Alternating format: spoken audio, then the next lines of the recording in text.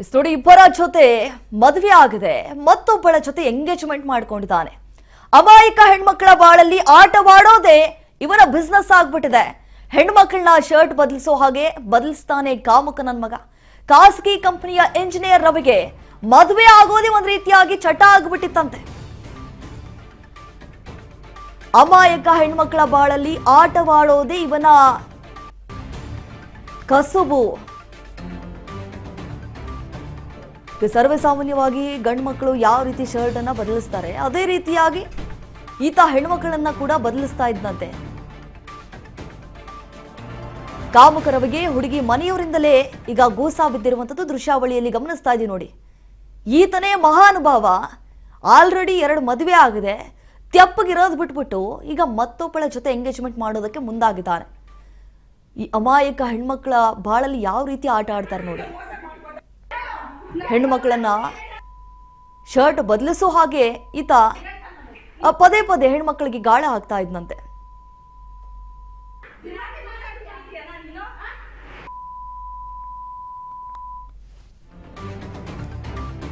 ತುಮಕೂರಿನ ಚಿಕ್ಕನಾಯಕನಹಳ್ಳಿ ಮೂಲದ ರವಿ ಅಂತ ಹೇಳಿ ಗೊತ್ತಾಗಿದೆ. ಜಿಗಣಿ ಬಳಿಯ ಖಾಸಗಿ ಕಂಪನಿಯಲ್ಲಿ ಇಂಜಿನಿಯರ್ ಆಗಿದ್ದ. 2024ರ ಜನವರಿಯಲ್ಲಿ ರವಿ ಪಂಕಜ ಜೊತೆ ಮದುವೆ ಆಗಿರುತ್ತೆ. ಪತ್ನಿ ಗರ್ಭಿಣಿಯಾದ ಮೇಲೆ ನಿಜವಾದಂತಹ ಆಟವನ್ನ ಶುರು ಮಾಡಿಕೊಂಡಿರ್ತಾನೆ ಈ ಕಾಮಿ.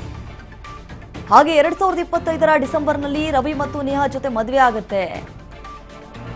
ಮದುವೆ ಆಗಿಲ್ಲ ನಾನು ಅಂತ ಹೇಳಿ ಬರೀ ಸುಳ್ಳು ಹೇಳ್ಕೊಂಡು ಓಡಾಡ್ತಾ ಇರ್ತಾನೆ.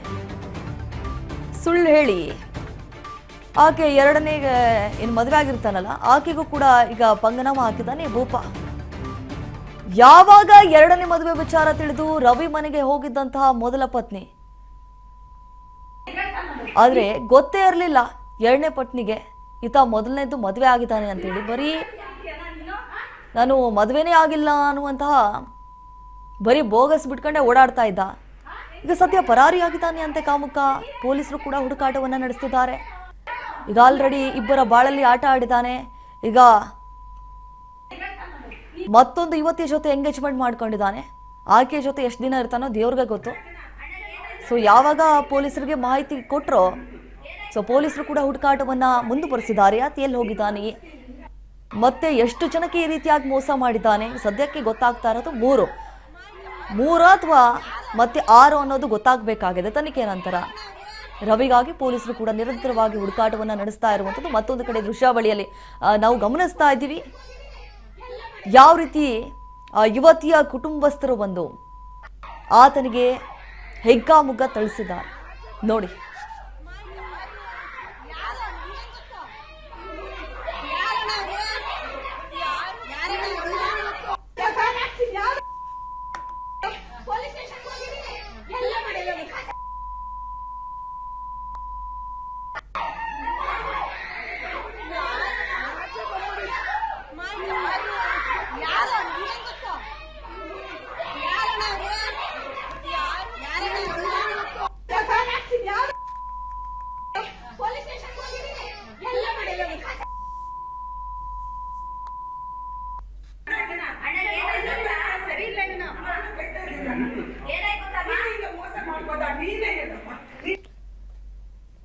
ಇದ್ರ ಬಗ್ಗೆ ಮತ್ತಷ್ಟು ಡೀಟೇಲ್ಸ್ ಕೊಡ್ತಾರೆ ನಮ್ಮ ಪ್ರತಿನಿಧಿ ಶಿವು. ಈಗ ಫೋನ್ ಸಂಪರ್ಕದಲ್ಲಿ ಜಾಯ್ನ್ ಆಗಿದ್ದಾರೆ. ಎಸ್ ಶಿವು, ನಾ ಗಮನಿಸಿದ ಹಾಗೆ ನಾನ್ ನೋಡಕ್ ಚೆನ್ನಾಗಿದ್ದೀನಿ, ನನ್ನ ಹತ್ರ ಒಳ್ಳೆ ಕೆಲಸ ಇದೆ ಹೇಳಿ ಕೇಳಿ ಆತ ಇಂಜಿನಿಯರ್. ಅದೇ ರೀತಿ ಅದನ್ನೇ ಮುಂದೆ ಅಸ್ತ್ರವನ್ನಾಗಿ ಪ್ರಯೋಗ ಮಾಡ್ತಿದ್ದ ಎಲ್ಲ ಹೆಣ್ಮಕ್ಳಿಗೆ ಅಂತ.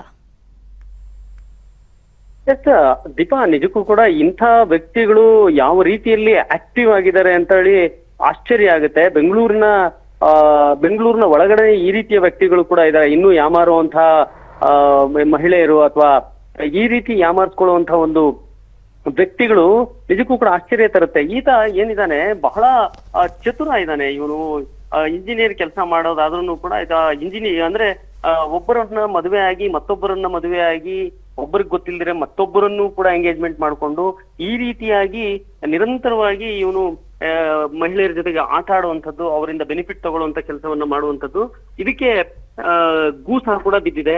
ಅಂದ್ರೆ ಈತ ಮೊದಲನೇ ಒಂದು ಮದುವೆಯನ್ನ ಆಗ್ತಾನೆ. ಮದುವೆ ಆದ ನಂತರದಲ್ಲಿ ಆ ಮಹಿಳೆ ಗರ್ಭವತಿ ಆಗ್ತಾ ಇದ್ದಂತೆ ಇನ್ನೊಂದು ಹೆಣ್ಣನ್ನ ಹುಡುಕಾಟ ಮಾಡುವಂತದ್ದು, ಇನ್ನೊಂದು ಹೆಣ್ಣನ್ನ ಇಡೀ ಕುಟುಂಬದಲ್ಲೂ ಕೂಡ ಅವ್ರಿಗೆ ಸಾಥ್ ಕೊಡುತ್ತೆ ಇವನಿಗೆ. ಇನ್ನೊಂದು ಕುಟುಂಬ ಹೆಣ್ಣನ್ನ ಹುಡುಕಿ ಮದುವೆನೂ ಕೂಡ ಆಗ್ತಾನೆ, ಮದುವೆನೂ ಕೂಡ ಆಗಿ 2ನೇ ಮದುವೆನೂ ಆಗಿ ಅನಂತರದಲ್ಲಿ ಮತ್ತೊಂದು ಹುಡುಗಿ ಜೊತೆ ಎಂಗೇಜ್ಮೆಂಟ್ ಆಗುತ್ತೆ. ಇದು ನಿಜಕ್ಕೂ ಕೂಡ ಆಶ್ಚರ್ಯ ಆಗುವಂತದ್ದು.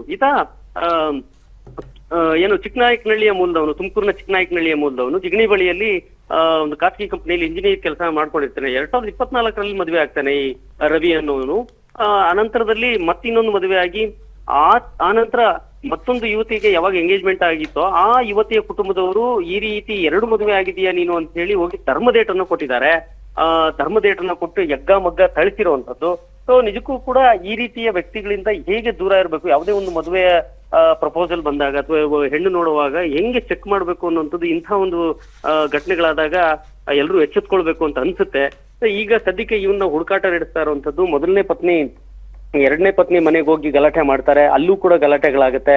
ಈ ರವಿ ಅನ್ನೋನ ಕುಟುಂಬ ಏನಿದೆ, ಆ ಇಡೀ ಕುಟುಂಬ ಇವನ ಬೆನ್ನಿಂದೆ ನಿಂತ್ಕೊಂಡಿದೆ ಅನ್ನುವಂತ ಆರೋಪ ಮಾಡ್ತಾ ಇದ್ದಾರೆ. ಈಗ ಜಿಗಣಿ ಪೊಲೀಸ್ ಠಾಣೆಯಲ್ಲಿ ದೂರುಗಳು ದಾಖಲಾಗಿರುವಂತದ್ದು.